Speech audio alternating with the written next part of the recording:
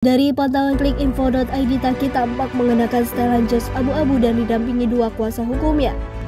Taki belum mau berkomentar lebih jauh mengenai pemeriksaan yang akan dilakukannya. Ia mengaku belum tahu materi pertanyaan nanti. Taki kemudian langsung bergegas masuk ke dalam gedung Bareskrim Polri untuk menjalani pemeriksaan. Kasubdit 2 Diptideksus Bareskrim Polri Kombes Chandra Sukma Kumara juga membenarkan pemeriksaan terhadap Taki. Chandra menuturkan nantinya polisi bakal mendalami terkait keterlibatan Taki Malik dengan Reza Paten di kasus robot trending net 89. Diketahui Taki Malik pernah melelang sepeda merek Brompton miliknya ke Reza Paten dengan harga 700 juta rupiah. Simak video selanjutnya.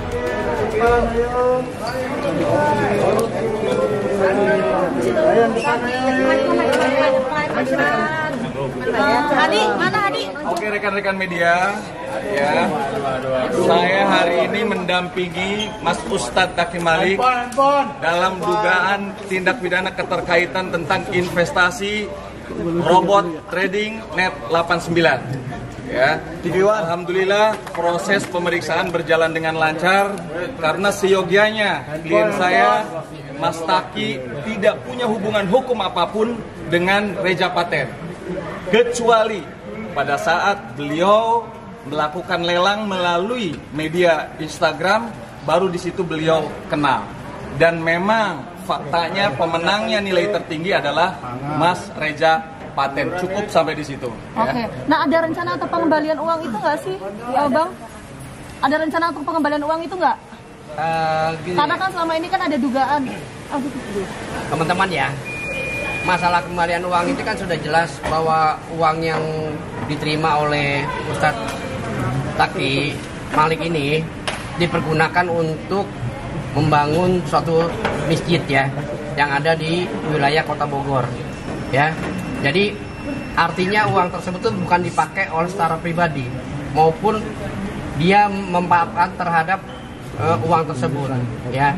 Nah, Taki Malik ini sudah tadi menjelaskan secara jelas terang benderang, apapun yang ditanya oleh penyidik lancar, tidak ada yang berpikir yang aneh-aneh, karena dilihat bahwa apa yang dimaksud sepeda kemudian dilelang, kemudian siapa pembelinya tertinggi, disitulah uang itu diserahkan pada saat peletakan waktu membeli lahan ya, tanah itu.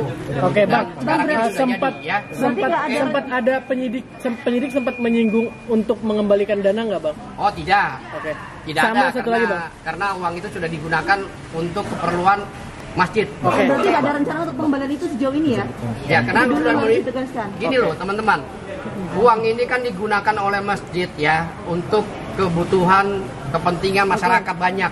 Ya, cukup. Karena Taki Malik ini sebagai penceramah ya, dan mendidik juga para santri-santri yang ada di sana. Oke Bang, tadi pemeriksaannya poin-poin penting yang ditanyakan penyidik apa saja sih Bang? Oke, poin penting itu seperti yang disampaikan dari awal, uangnya dikemanakan. Tadi sudah dijawab sama Prof. Halim bahwa uangnya dipergunakan untuk kepentingan pembangunan Yayasan Masjid Malikal Mulki yang berada di Kota Bogor. Dan itu sudah selesai semua pembangunannya. Jadi tidak ada kewajiban dari Mas Taki Malik, Mas Ustadz untuk mengembalikan uang itu, karena diperuntukannya jelas untuk kemaslahatan umat. Nilainya 700 juta rupiah? 777.770 rupiah. Oke, makasih Bang. Silakan Bang. Ya, Bang Taki ayo. Jadi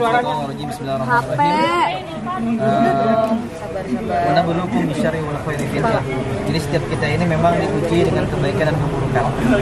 Ada orang yang ketika mau berbuat baik, ada ujiannya. Ya, ada orang yang mau berbuat buruk, maka diazab oleh Allah. Maka mudah-mudahan ini bagian dari ujian dari saya pribadi yang memang hari ini hidup saya, waktu saya memang saya habiskan untuk dakwah. Hidup saya pakai untuk mendidik umat, karena hari ini banyak umat yang jauh dari masjid, banyak umat yang jauh dari Quran. Maka itulah tugas saya, kawan-kawan semua, bahkan wartawan pun. Jadi jangan jadikan saya sebagai pendakwah itu profesi, wartawan juga bisa berdakwah, ya. Siapapun itunya profesinya harus berdakwah. Itu tugas kita semuanya. Maka dalam hal ini, ya saya sebagai warga negara yang baik, ya kooperatif, saya mendatangi memenuhi surat panggilan dari Bareskrim yang memang kita harus menjelaskan secara detail, secara jelas, secara gamblang.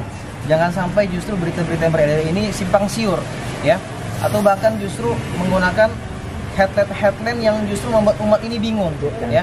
Kalau misalnya para wartawan, siapapun, para media-media membuat berita justru tidak sesuai, jatuhnya fitnah, maka sepanjang itu orang-orang itu mengalir dosanya kepada orang tersebut.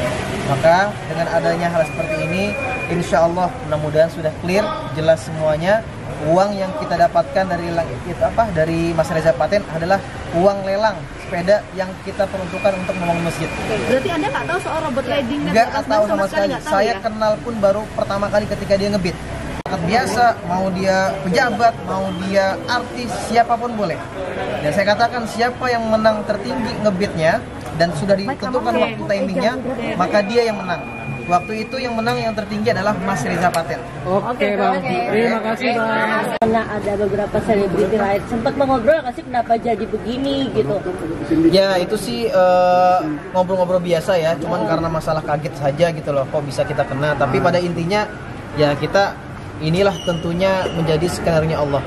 Sudah menjadi sesuatu yang Allah sudah tentukan kepada kita. Kita nggak bisa ngelak, kita nggak bisa ngapa-ngapain. Kita ikutin prosesnya, kita ikutin alurnya. Lebih selektif ya kata kita untuk memilih kerjasama, memilih teman gitu gimana Pak? Gimana? Lebih selektif memilih kerjasama. Ya udah pasti. Kalau itu sudah pasti. Ini menjadi pelajaran yang berharga buat Mas Taki, ya Mas Ustadz. Karena apa? Jadi kedepannya bisa lebih berhati-hati. Dan kami mengucapkan banyak terima kasih kepada institusi Polri dalam hal ini penyidik ya yang telah berusaha berjuang bagaimana supaya hak-hak dan kepentingan hukum Mas Taki juga selaku saksi ini cukup luar biasa.